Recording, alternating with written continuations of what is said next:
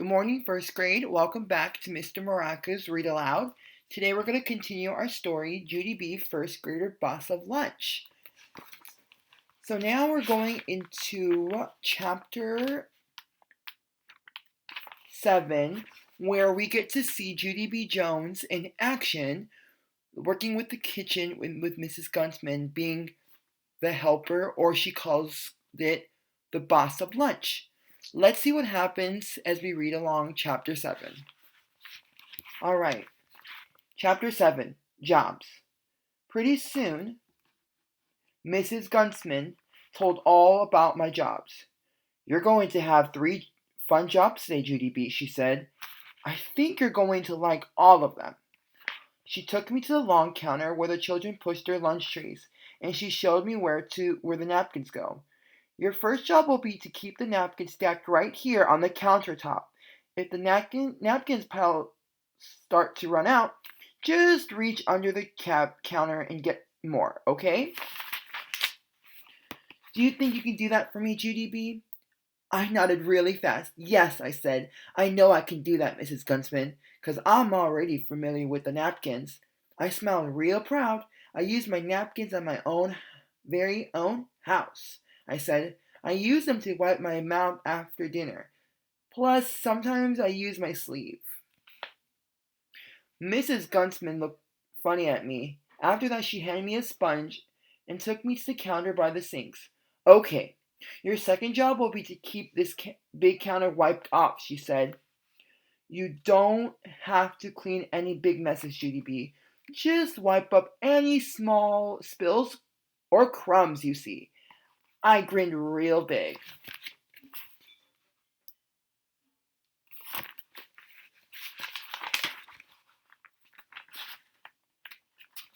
Sponges are another job I'm good at, Mrs. Guntsman, I said, because one time in kindergarten I practiced throwing sponges in my toilet, and I didn't even miss the pot, hardly. Mrs. Guntsman's face went kind of pale. Oh, she said, oh my. After that, her voice sounded a little bit worried. Well, uh, there's one more job need to tell you about, she said. Do you see that door over there? That's where the children come into the kitchen to get their lunches. Yes, I said, I see it. While when you're not busy with your other jobs, I like you to be our lunch greeter, she said. Do you know what a greeter is, Judy B? A greeter smiles at people and says, hello. Do you think you can do that? This time, I didn't answer her right away, 'cause that job made my stomach feel jumpy inside. Yeah, only there's children who don't even know at the school, Mrs. Guntsman, I said kind of shaky, and some of them are big kids, and big kids are not my favorite size. Mrs. Guntsman, a little chuckle. Don't worry, Judy B. I think you'll find there's a lots of nice big kids at this school, she said. Could you just give it a try, please? I shrugged my shoulders, kind of weakish. I don't know, maybe I could, I said. Mrs. Guntsman gave me a pat. That's the spirit, she said.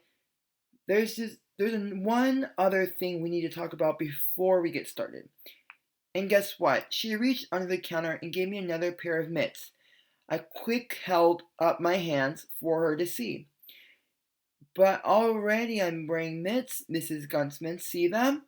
You already gave them to me yesterday. I know, but these are brand new ones, Judy B. She said. Around here, we change our plastic mitts quite often. That's how we keep from spreading germs. We're constantly washing our hands and changing our mitts. I scratched my head. No kidding, I said. Really? You mean I'm supposed to wash my hands plus wear mitts? My, that's a lot of hygiene, isn't it?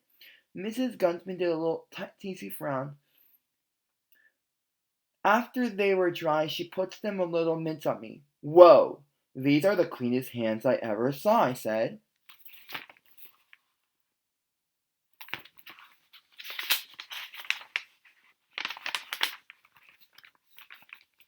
After that, I skipped back to the counter.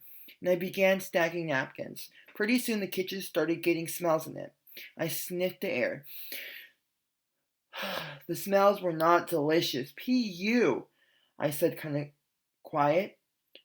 Mrs. Gunsman looked over at me. I held my nose. I smell stinkle, I said. Mrs. Gunsman did not look happy.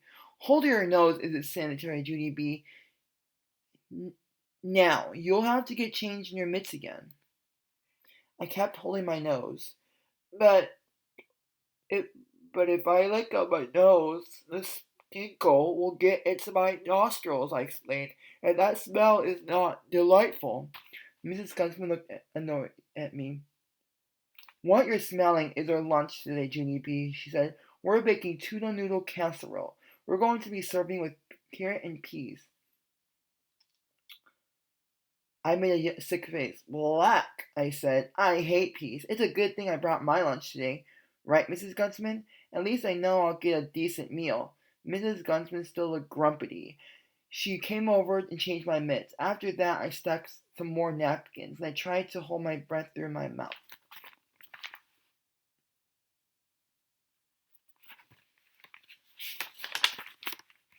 All right, that was chapter 7. Now we're going to see what happens when Judy B. Jones actually starts serving the lunches and doing her duties in the lunch cafeteria. Let's see what happens when she starts doing that and if she's able to accomplish all of her tasks. All right, first grade, thank you for joining today for Mr. Maracas Read Aloud, and see you tomorrow.